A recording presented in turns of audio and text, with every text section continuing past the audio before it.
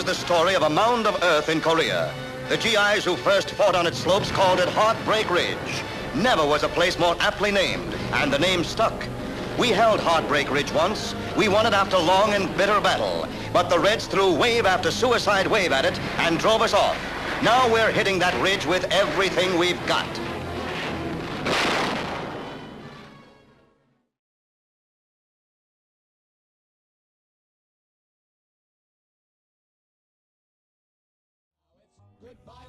I didn't enlist, they drafted me. in December 7th, 1950. And by the time I got to Fort Ord, I was 19, because I got there just before my birthday. How did you get your draft papers? Did they come in the mail? In the mail, dear Bob Lazarus says, you've been selected by some kind of a service, selective service, and you're drafted, and you have to report to Los Angeles on a certain day. And we all stuck our hands up in the air and we said, I do. And the next thing, then I went home, and the next thing I know, I was on a train going to Fort Ord.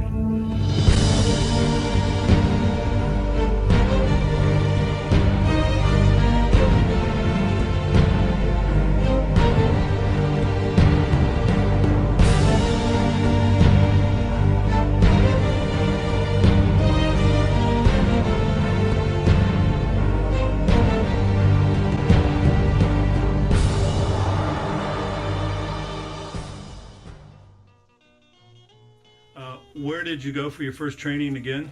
I went to Fort Ord. I didn't want to go to Texas, so they sent me to a Fox company in Fort Ord for 16 weeks of basic training.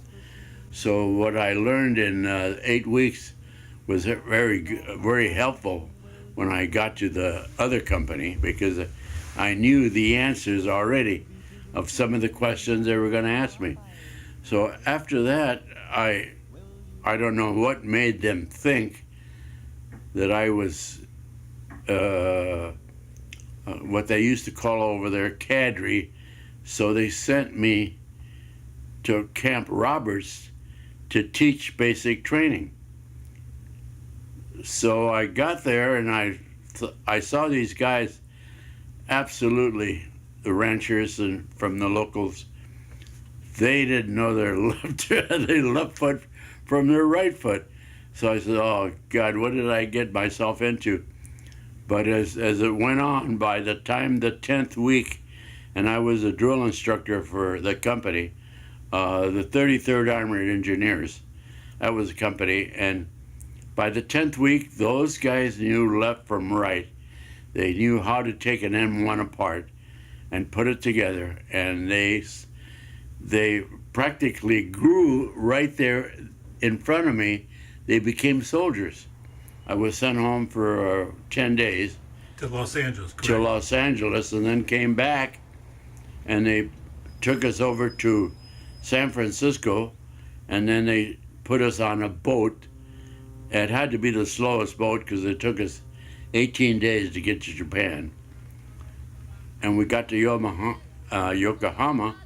and then they got all of us, and then they sent some of us down to Sasebo, which is the bottom part of Japan, and from there they put me on a boat, and I was in Korea before you knew it. When I got to Korea, they sent me to this company that was short, because they had been in a firefight or something, and they lost people, and I became replacement. But when I got there, I was already a corporal, and they put me in Fox company. My sergeant was Angelo Pusateri from Pittsburgh, Pennsylvania, and him and I got along pretty good. I was a corporal, and soon these guys, I spent maybe 5 or 6 months with them in combat. and then they rotated home. Then I became the squad leader because I already had a corporal, and then now I became a sergeant.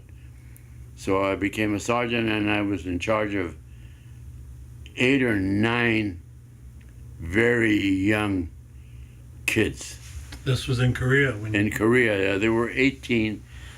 Some of them were 18, some of them were almost 19. How old were you? I was maybe 20. I was maybe 20 now. I was considered an old man over there. But you went up in the ranks fairly quickly, correct? I made PFC at Camp Roberts, and then I was a drill instructor for the company, and they made me a corporal. Did you like the Army life?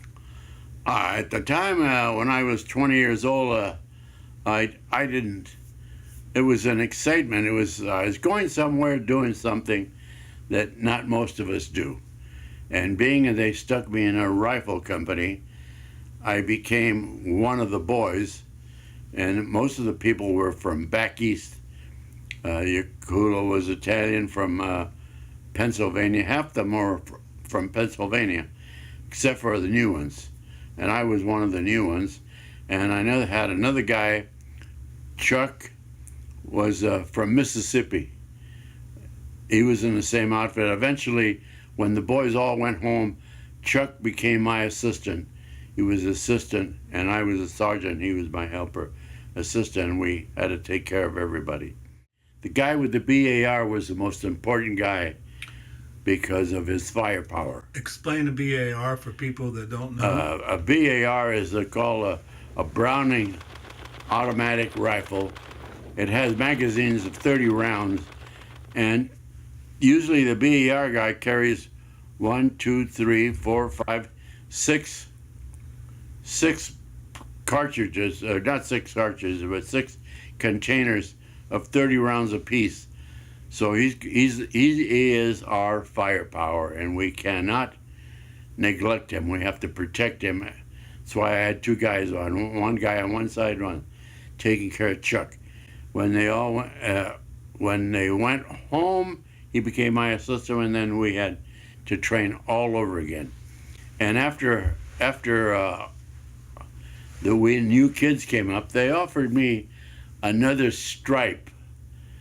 No, not another stripe. I had 3 stripes. Another rocker, because I had 1 rocker, and a second rocker who made me a sergeant first class. But I did not want to stay. I did not want to stay in Korea any longer than I had to. I had enough points to come home on rotation. 4 points for the front, 2 points if you're in the rear. And I was up at the front on close to 11 months. I thought, but I had enough time to come home. But they offered to keep me there another 4 months and give me another rocker. And I did not think that was worth myself getting killed, because now all of a sudden we weren't fighting just anybody. We were fighting the Chinese, and they come over in bundles. But, with all the machine guns that we had on the line, that was not a problem. Did you know when you were fighting the difference between North Koreans and Chinese? Could you tell? Yes. The South Koreans were the only ones fighting the North Koreans. When the Chinese came in, the Koreans were over to one side. We didn't pay attention, but they almost pushed us out of Korea. They came in there so strong, but then MacArthur came around the side and came in from Incheon, putting him a front and a back, and we came together. And from there on, with all the stuff that MacArthur brought, nothing stopped us. We just kept going forward. And we attacked mountains. We attack mountains because they're on top of a mountain. So what we used to do all the time is we're still maybe 200-300 yards from the objective, and our artillery would come in and just blow the place apart. Then we attacked. We always attacked right after the artillery lifted. One period up there at Heartbreak Ridge, I got 2 Latinos that couldn't speak English. And being I was the only Spanish-speaking sergeant, I got them. So now I have 9, and 2 more 11. I have 11, so I could put almost 3 guys in each bunker. And I told one of those guys, "You don't salute me. Never salute me." The reason for that being is if those guys over there are looking at us all the time, just like we're looking at them, and they see you saluting me, I'm going to end up getting shot, because they always shoot the leaders first, then it's the other guys fall apart. Tell me about when you first went in country and you hit in Korea. What was it like? What was the atmosphere? Your first day in, your first night, what did they tell you to look out for? Did you go into combat immediately? No, I went into a squad. I went into Pusateri squad. All these guys were together. They came over from Philadelphia, but they were from back east. So I fell in there, and he says, where are you guys? They're all from back east, and I'm from California. So I fell in behind the work detail numbers, 1, 2, 3, go unload the truck, or go unload that truck, or somebody has to do this, or get a detail and go get it. We're working all the time until we're ready, and then we start training each other how to attack a hill, any kind of a hill, because some of the new guys haven't learned that yet, like me. What was some of the hills that you attacked? Do you remember? I remember when we were going up, the only one that stands in my mind, because we had a hell of a time up there. There were trees bare, because they'd been shelled so many times, was Heartbreak Ridge. And we didn't come up the front, because the front on our side, we came up the backside facing them. It took us about 4 hours to climb that hill. And then we were there, and we checked up all the positions for my men. Everybody knew where they were. So we up there, the Chinese kept coming, and all we did, you didn't even have to look at them, you just pull the pin and let the grenade roll down the hill on them. I remember Wesdyke, one of the old guys from back east, he says, "Elzar, I can't pull the pin out, give me that thing." He was so frightened he couldn't pull it out. And I pulled it out, and I just toss it down the hill. And that night, we had that front side facing the enemy covered with them. We covered with them. They were wounded and everything else, and some of them were not all dead. But I was with this Mexican guy that was in the second squad right next to us, and we had to watch him too, because he's a machine gunner. So we had people around him to make sure nothing happens to him. He would shoot some guy, I says, and I would tell him in Spanish, "Ya lo mataste 3 veces." I told him, "You already killed him 3 times." And he was from North Hollywood.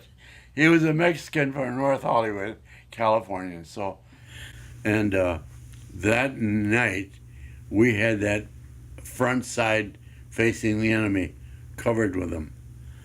We covered with them. They were wounded and everything else. And it being I was 19 or 20, I didn't think I was going to get killed. Really? Yeah, I didn't think I was going to get killed. Do you think you were lucky, or do you think you had because you had a lot of training, right? Oh, I had so much training. That's why I ended up in Korea in an infantry outfit, because I took advanced basic, then I took 16 weeks of it basic, then I taught 16 weeks of basic. You were quite the soldier then. A drill instructor, yeah. I had infantry written all over me, so there was no chance they were going to send me to Germany. So, how do you think going to Korea changed you, before and after? Well, before I went over there, I didn't give a damn. You know, I'm just 18. I was just starting to work, and I bought a car. And I remember my mother said, when you need money and you don't have it, go out and look at your car, because that's where your money's going. But I came back. You come back different. You don't go over there that 18-year-old, 19-year-old guy that went. You come back 20, a lot smarter than you when you left. Let's go back to Heartbreak Ridge. Oh. How long did it take? When was it over? Were you there for days? We were there for close to a month, and the Chinese, and I'm saying the Chinese because the Koreans weren't in this. The Chinese would fire lobs over our hill, and guess what? They ended up killing all our cooks, and we had to have people bringing food up on their backs every morning for breakfast. But then the sea rations came out. Sea rations are 3 meals in this box, and there's usually 3 of us in each bunker. And if I picked first yesterday, I picked second the next day. And you pick a spot on the box, and when you open it, that's yours, that's yours. What you pick is what you eat. But it wasn't bad. We had rations, but about I would say right after they shot up, killed our cooks, and they also killed our mailman. That poor guy should not have been there, but because he has a Jeep, he goes back to the rear and comes up the front, leaves the mail, and goes back. Well, for some reason, he didn't go back, and he stayed in the mess hall, and they blew the mess hall apart. Shells landed on it, and they killed everyone. And then, but after they killed all those, they sent up some new cooks, and I would go up on the road where they have all the new soldiers coming in, and I would ask anybody, are you from California? No. California? No. And then, you won't believe this, but my heart almost fell out of my body when I saw this guy coming up, the Mexican guy I knew back in basic, and he was a cook. From there on, I started eating like a human being. He always cooked something for me. In fact, when I was in Camp Roberts and my wife came up to visit, I sat down, and Ernesto, he's a cook, he came over and asked my girlfriend and me what we wanted. Oh, I said, give me 2 eggs over easy and blah, blah. And she said, with something else. And we ate, and I got to know him real well at Camp Roberts. And guess who? Guess who's coming up that hill? Ernesto. And then after that, he said his mother would send him powder, chili powder, and this and that, through the mail. And I started eating like a human being again, because he cooked for me. And I used to say, no le des nada a aquellos. Don't give those guys anything. Just take some stuff for me. But, and then after that, I left, and I said goodbye to Ernesto Mangaro. I said goodbye to him. In fact, before I left, he says, will you be my best man when I get married? Hey, I'm in Korea. What's the chances of you surviving and me surviving? I said, sure. I gave him my home address, and you won't believe it. One day, I was up in Montrose, and I opened up this letter that I'd gotten, and he says, oh my God, Ernesto's getting married. So I left my girlfriend there with Lee Giles and one of the guys from the office that knew the family, and I raced home, got my suit, and got in the car and took off for Mexicali. Did you have one day of battle, one day of rest, or was it constant? How did it work? It was, if it started before nighttime, it lasted most of the night. Because I'm sure, I know I was running around from my 3 bunkers to see how the guys were doing, and it was nighttime. And nobody's gonna come running down into your bunker that doesn't know you. I would say I knew everybody in the bunkers because I've been with them for 8-9 months now, and I would yell, "Chuck, I'm coming," or Chuck knew I was coming, or the other guy. The other guy was had a strange name, but we try to memorize all these. But after this was over, we were sitting there on, I forget what line it was, and guess who comes walking up the trenches? General Ridgway. Really? They had replaced MacArthur with Ridgway, and Ridgway had a couple of sergeants in front with machine guns, and I had to stop them. I was pulling guard duty that particular time, and I said, "Halt! Who goes there?" I says, "Okay, advance 1 to be recognized, and give me the password." Give me the password, and all of a sudden, another colonel shows up. Then General Ridgway and his head showed up in the middle of, I'd say, 7, 8 o'clock. It was just getting dark. So let's pick it up at during the night, the winter times. When we got attacked at night. Yeah. We'd all be in the only time we left our posts in the wintertime was to go out and catch prisoners. We put on our white suits. Everybody had white suits. I remember one particular, we went out, I'm the first squad, so I go from here to here. And if I find anything, I will report. But if I come back, I don't report nothing. The second squad goes a little bit further, and they have their radio man and everything in their white suits, and they're out there looking for something, and if they don't find anything, they come back. So that means that the third squad has got to go even further out into enemy land to try and catch prisoners. The first feeling was lay a big U and wait for them to come walking through, and but we don't want to kill them because they want prisoners. So if you shoot one, but that's okay as long as you don't kill them, because we have to bring somebody back. But at those particular things, it never bothered me because I was too busy. I was busy making sure nobody got killed. What about the winters? How was the winter? Oh my God. You were from California. You had never experienced it. I'm telling you, well, some of these guys that were from back east that been in snow up to their clavicle, I had not been. I had everything I owned. If it wasn't on top of me, it was underneath me.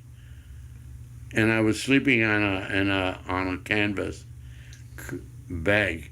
We're in the rest area. That's considered rest area.